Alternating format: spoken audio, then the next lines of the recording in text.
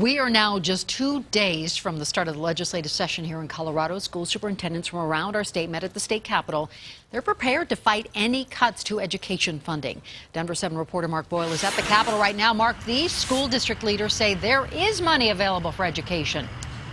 That's right. They want state lawmakers to find some of that money for students in schools and pass it along. That's why superintendents from all but 11 districts were here at the Capitol today to argue that exact point. They say funding education isn't an option, it's an obligation.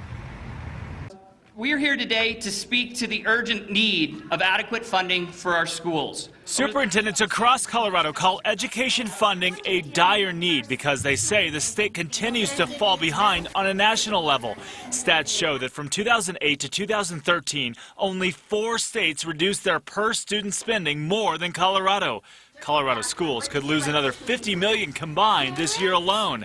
It's funding that many districts say they rely on. Kids who speak a second language, kids who are suffering from poverty, all districts have that, but when you have a concentration of it, it brings an even bigger impact. Superintendents here are pushing for not just a short-term solution, but for a long-term tax revision to benefit our state schools and students. The short and long-term hope is that we need to address tax policy in this state. As we look at what's happening demographically in our state and this thriving economy, we need to figure out the right balance of taxation. Superintendents tell us the cuts are hitting the classrooms and students, but also property values, which not only affect the neighborhoods and community, but those who don't have children in school, too. Our property values, our economy, our way of life in Colorado depends on having a robust and well-funded 21st century education system.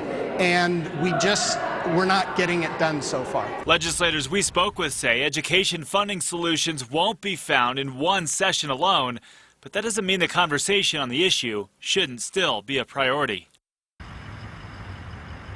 Now, there was one notable no-show of the 11 superintendents who were not here today. Liz Fagan from Douglas County, she has a statement that she's released to Denver 7 as to why she wasn't here. You can find that on the website at thedenverchannel.com. Live at the state capitol, Mark Boyle, Denver 7.